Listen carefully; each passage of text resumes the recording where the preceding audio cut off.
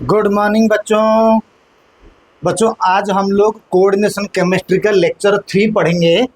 जो लेक्चर 3 होगा वो सिर्फ एंड सिर्फ NEET IIT JEE mains and advance के लिए ही है। ये आपके बोर्ड एग्जाम्स में नहीं आएगा एंड ये जो टॉपिक होता है सिर्फ एंड सिर्फ कॉम्पिटिटिव एग्जाम के लिए है। ठीक है, अब हम शुरू करेंगे effective atomic number EAN। Effective atomic number जो होता है वो जेईई मेंस एंड एडवांस के टॉपिक है, नीट में भी आता है। चलिए शुरू करते हैं। इफेक्टिव एटॉमिक नंबर कैसे होता है पढ़ेंगे।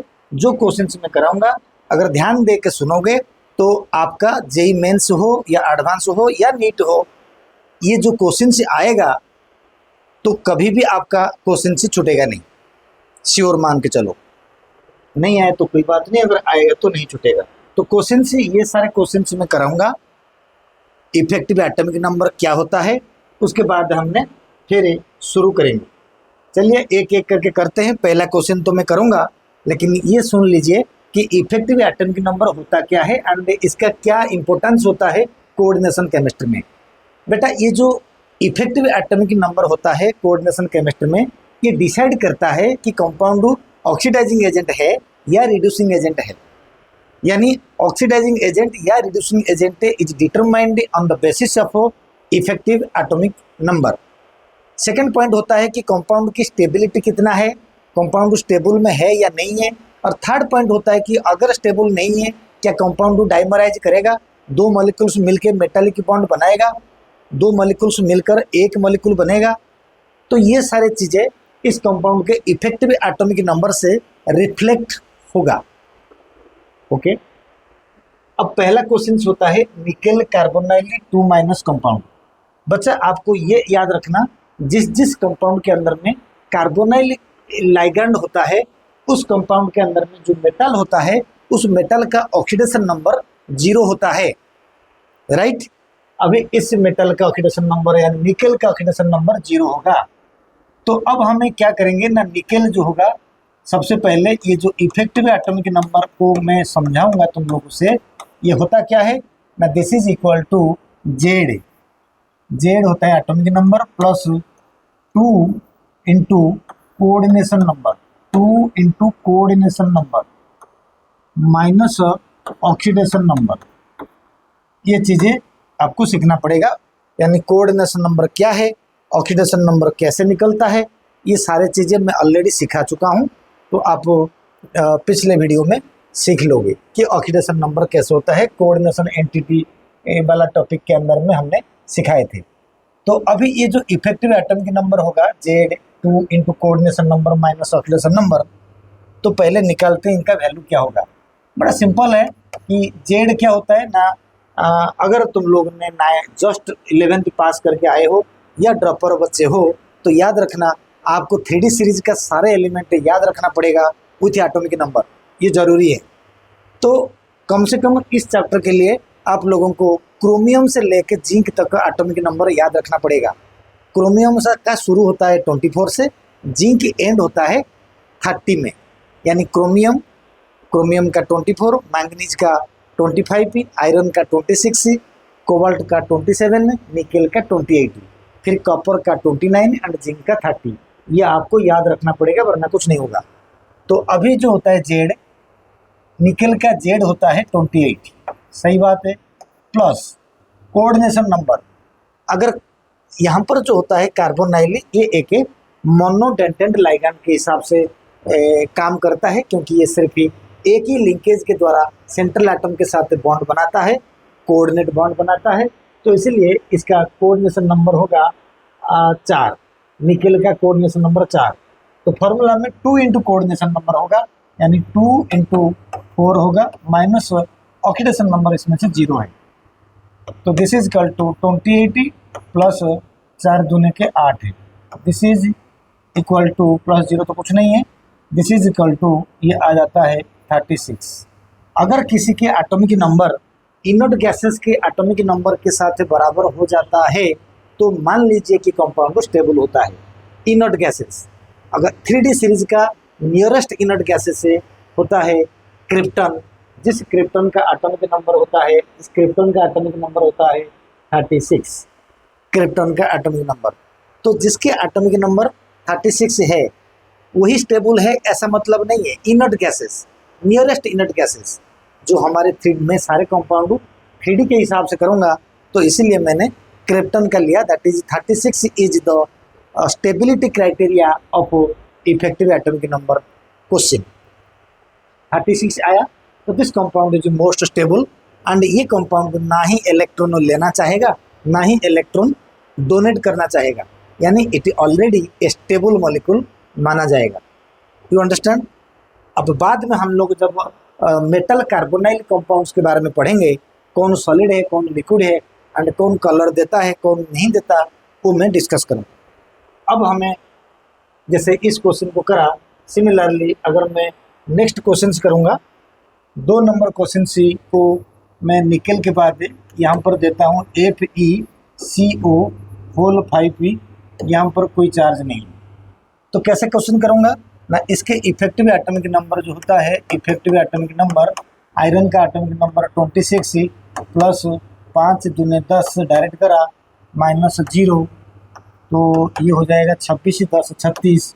तो ये परफेक्टली स्टेबल है, यानी ये कंपाउंड स्टेबल है। ठीक है, समझा। कंपाउंड स्टेबल है, इसमें ना इलेक्ट्रॉन गेन करेगा ना लूज करेगा। अब 3 नंबर क्वेश्चन को एक बढ़िया क्वेश्चन मैं करता हूँ। MnCO होल 5 पेंटा कार्बोनाइली मैंगनीज 0, पेंटा कार्बोनाइली मैंगनीज 0। इस कंपाउंड को जब मैं करूँगा, मुझे पता होता है मैंगनीज का एटॉमिक नंबर जो होता है 25। तो effective atomic number equal to, effective atomic number equal to बच्चा क्या हो जाएगा ना, this is equal to 25p plus 5 दूने 10, नहीं 5p इंटू 2, 5 लाइगैंड है तो 5p into 2 -0, this is equal to ये आ जाएगा 35, ये बन गया 35। तो 35 तो स्टेबल नहीं है। तो यहाँ पर मेन क्वेश्चन क्या है, जेईई मेंस की बात कर रहा हूँ कि अगर किसी के इफेक्टिव एटॉमिक नंबर 36 से कम होता है, 36 मतलब जो मैं पढ़ाऊंगा 36 मतलब nearest noble gases atomic number की, तो 36 से अगर कम होता है तो समझ लो 36 करने के लिए उस कंपाउंड को इलेक्ट्रॉन्स को एक्सेप्ट करना पड़ेगा। अगर कोई कंपाउंड इलेक्ट्रॉन एक्सेप्ट करता है यानी वो कंपाउंड खुद को रिड्यूस करता है, तो खुद को रिड्यूस करने वाला कंपाउंड ऑक्सीडाइजिंग एजेंट होता है। यानी जिसकी इफेक्टिव एटॉमिक नंबर 35 है, लेस देन 36 है, वो पक्का होगा, it is imply that it is an oxidising agent, oxidising agent, oxidising agent, ये एक पक्का एक ऑक्सीडाइजिंग एजेंट है।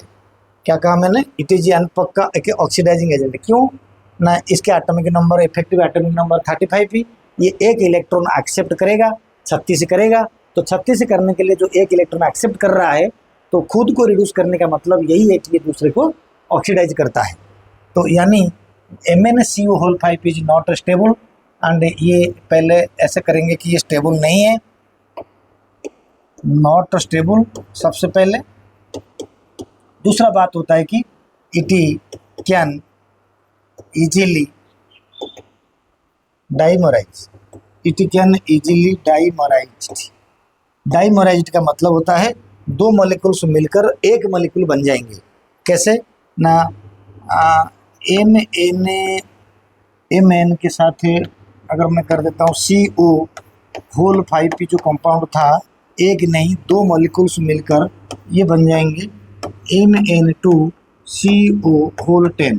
ये एक डाइमराइज कंपाउंड जिसका नाम होता है Deccan कार्बोनाइली, Deccan कार्बोनाइली die manganese 0, Deccan कार्बोनाइली die manganese 0 ऐसा भी बोला जाता है इस कंपाउंड को। इस कंपाउंड को अगर हम देखेंगे ऐसा क्यों हुआ, अगर जिसका इफेक्टिव एटॉमिक नंबर 36 नहीं होता है तो फिर वो कंपाउंड अपने आप को स्टेबल बनाने के लिए कुछ भी हथकंडा अपनाएगा, तो नेचर के अंदर में नेचुरली।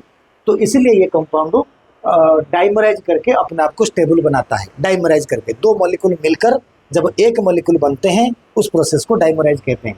तो ये डाइमराइज कर दिया। दूसरी बात ये है, मैंने बोला कि अगर किसी की इफेक्टिव एटॉमिक नंबर 35 या 34 या 33 है तो पक्का वो कंपाउंड जो है एक ऑक्सीडाइजिंग एजेंट है। अगर 36 से ज़्यादा होगा तो रिड्यूसिंग एजेंट होगा, कोई एग्जाम्पल आएगा तो मैं दिखा दूंगा। आगे देखते हैं, ये हो जाएगा Mn2CO होल 10 हो गया, डाइमराइज हो गया। अब ये स्टेबल बन गया। ये स्टेबल नहीं था क्योंकि इसके इफेक्टिव एटॉमिक नंबर 35 था। ठीक, अब हमें दूसरा क्वेश्चन से अगर करेंगे तो कैसे 3 नंबर क्वेश्चन के पास जाएंगे कि सपोज मैंने ऐसे करा FeCO होल 6 अगर कर दूंगा सपोज, तो यहाँ पर क्या होता है इफेक्टिव एटॉमिक नंबर के लिए, effective atomic number equal to 26 plus 6 दूनी 12, 6 दूनी 12 माइनस 0, यानी 6 2 8 हो गया, यानी 38 हो गया। 38 होने का मतलब ये कंपाउंड इतना स्टेबल नहीं है, यानी कंपाउंड शो क्या करता है ना, इलेक्ट्रॉन को लूज करना चाहता है। 2 इलेक्ट्रॉन लूज करेगा तभी ये स्टेबल होगा। तो इलेक्ट्रॉन लूज करेगा, इसका मतलब है कि ये खुद को ऑक्सीडाइज करता है, यानी कंपाउंड एक रिड्यूसिंग एजेंट है, यानी it is a reducing agent. Reducing, ये कंपाउंड एक रिड्यूसिंग एजेंट होता है, ये इसका मतलब है। ठीक है, एक क्वेश्चन से और कर लेते हैं इसके साथ है 4 नंबर में। अगर मैं इसी के साथ एक क्वेश्चन करूँगा Cr के साथ CO होल 6, अगर मैं ऐसे करा, बेटा क्रोमियम का एटॉमिक नंबर होता है 24। मैं अगर इफेक्टिव एटॉमिक नंबर की बात करूं, इफेक्टिव एटॉमिक नंबर की बात करूं तो इफेक्टिव एटॉमिक नंबर कितना हो जाएगा ना, 24 प्लस 6 दूनी 12 माइनस 0 इक्वल टू 24 ही 12 कितना होगा 36। अब ये कंपाउंड स्टेबल है, ना ऑक्सीडाइजिंग एजेंट है ना रिड्यूसिंग एजेंट जैसा बिहेव करता है। अब ये कंपाउंड स्टेबल है।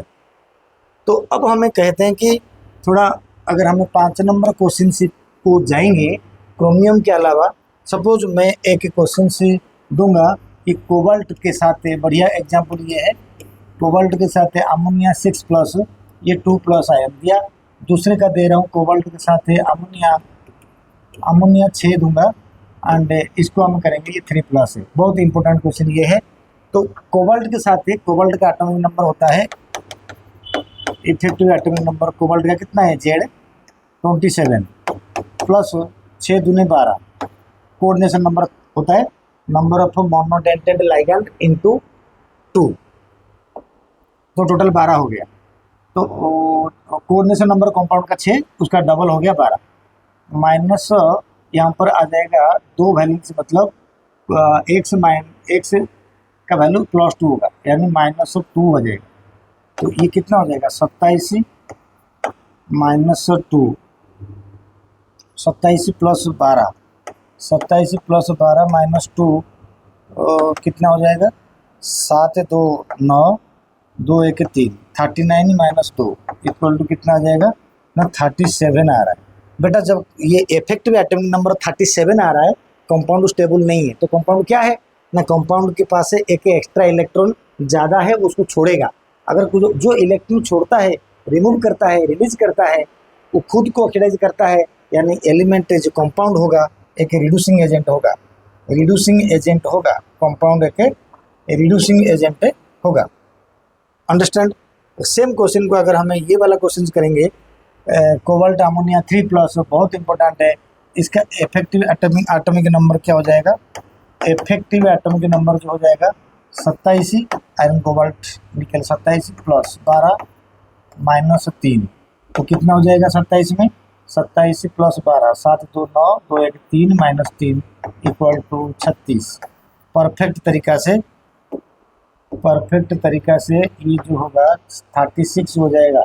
36 इज द स्टेबल कंपाउंड, यानी hexaammine cobalt 3 ion is a stable compound, but hexaammine cobalt 2 plus ion is not a stable compound.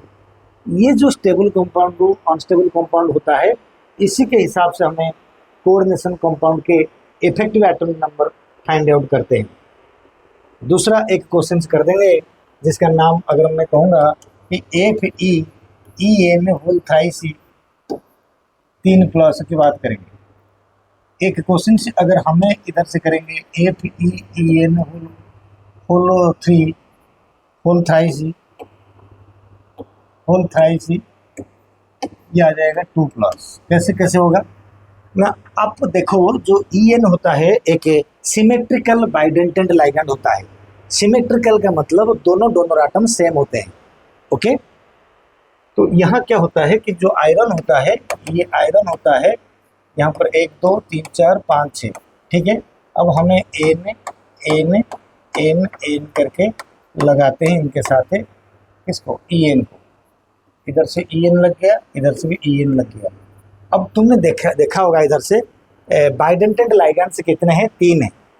Linkage कितना कर रहा है, 6, क्योंकि एक बाइडेंटेड लाइगैंड से दो लिंकेज करवाता है। तो इसीलिए ये क्या हो गया, 6 लिंकेज हो गया, यानी 3 ethylenediamine contribute to 6 coordination number of the complex तो फिर ये जो आयरन होगा, अब इस आयरन के लिए हम क्या करेंगे ना, इसकी इफेक्टिव एटॉमिक नंबर सिंपल क्या हो जाएगा, आयरन का एटॉमिक नंबर 26 प्लस 3 दूनी, पहले 6 है, 6 दूनी 12 ऑक्सीडेशन नंबर -3। तो ये वैल्यू कितना हो जाएगा, कैसे हो जाएगा, ये हो जाएगा 26 10 36 तो 38 -3 इक्वल टू कितना हो जाएगा, 35। अगर 35 होता है तो 35 मतलब एक इलेक्ट्रॉन ज़रूरत है इसके लिए, एटॉमिक नंबर को बढ़ाने के लिए। तो एक इलेक्ट्रॉन अगर एक्सेप्ट करेगा, खुद को रिड्यूस करेगा, खुद को रिड्यूस करने वाला कॉम्प्लेक्स है पक्का दूसरे को ऑक्सीडाइज करता है, यानी ये एक ऑक्सीडाइजिंग एजेंट है। तो this compound is an oxidising agent. ये जो कंपाउंड है, यही कंपाउंड जो एक ऑक्सीडाइजिंग एजेंट है, ऑक्सीडाइजिंग एजेंट के रूप में काम करता है, ठीक है। अब हम यहीं पर देखेंगे कि दूसरा कंपाउंड कैसे होता है, ये वाला। तो इसमें से क्या होता है ना, इफेक्टिव एटॉमिक नंबर जो होता है 26 प्लस तुम मत सोचना कि 3 है 3 दूनी 6, एक ई एन 2 कोऑर्डिनेशन नंबर करता है, तो 3 6 करते हैं। तो 6 हमारे फार्मूला के हिसाब से 2 × 6 यानी 12 -2, तो ये क्या हो गया 26 plus 12 -2 is equal to 26 38 -2 equal to 36। Perfect stable है ये। Fe whole thrice 2 plus is more stable in comparison to En thrice 3 plus. तो ये जो चीज़ें हमने सीखा कि कैसे इसके अंदर में स्टेबल होता है, En अगर होगा तो कैसे होता है, ठीक उसी तरीक़ा से अगर हमें नया कंपाउंड करेंगे, ये क्वेश्चन से तुम करोगे कि सपोज मैंने कर दिया कोबाल्ट एंड OX का 3, यहाँ पर मैंने ले लिया 3 माइनस, यहाँ पर ले लिया 3 तो कैसे कंपाउंड होता है एक्चुअली ना, कोबाल्ट में OX रहता है ये कोबाल्ट में। अब मैंने O करके 6O इसके साथ लगा दिया। अगर ये होता है OX, ये भी होता है OX, ये भी हो जाता है OX, तो इस तरीक़ा से 3 OX 6 लिंकेज करता है। 3 OH, इसका नाम ऑक्सैलेट आयन, ऑक्सैलेट है। इसका फार्मूला होता है C2O4 -, C double bond O minus, C double bond O यानी यही माइनस दोनों ऑक्सीजन आटम ही डोनर आटम होते हैं, यही दोनों हैं, राइट। ये दोनों आटम है, यही वाला, ये वाला एंड ये वाला। अब मैं ये कह रहा हूँ कि इसी को शॉर्टकट में ऑक्सैलेट कहते हैं या OX कहते हैं। अब OX जब लगाएंगे, ये 6 लिंकेज करता है, एक OX 2 लिंकेज करता है, 3 OX 6 लिंकेज करेंगे। तो फार्मूला में क्या होता है, फार्मूला में effective atomic number equal to cobalt का एटॉमिक नंबर 27 प्लस 6 दूनी 12 को 12 हो जाएगा, माइनस हो जाएगा 3, तो 27 10 37 2 37 तो अंतर 39 -3 इक्वल टू 36। ये कंपाउंड स्टेबल है एंड परफेक्टली स्टेबल है। तो इस तरीक़ा से इफेक्टिव एटॉमिक नंबर को हमें पढ़ते हैं, पहले तो निकालना आना चाहिए, उसके बाद अगर 36 से कम है तो वो एक इलेक्ट्रॉन्स को लेना चाहेगा, खुद को रिड्यूस करेगा, यानी वो ऑक्सीडाइजिंग एजेंट है। अगर 36 से कम है तो ऑक्सीडाइजिंग एजेंट है, 36 से ज़्यादा है तो रिड्यूसिंग एजेंट है, अगर 36 है तो स्टेबल कंपाउंड है। यही है इफेक्टिव एटॉमिक नंबर का समरी। आई थिंक तुम लोगों को समझ आ गया होगा, सारे क्वेश्चंस मैंने करा दिया। तो अगर इफेक्टिव एटॉमिक नंबर तुम्हें आ गया, मैं नेक्स्ट वीडियो में बताऊंगा कि कैसे होता है बर्नर्स कोऑर्डिनेशन थ्योरी। ये एक इम्पोर्टेंट टॉपिक होता है, इसका कॉन्सेप्ट हर कोई बच्चा को आता नहीं है, ढंग से। मैंने क्वेश्चन से दूंगा, एप्लीकेशन क्वेश्चन कराऊंगा एंड थ्योरी बड़े आराम से कर देंगे। Thank you very much. इसको देखो और कोई भी क्वेश्चन से आपका जेई मेन से एडवांस तक छूटेगा नहीं, गारंटेड है। ओके।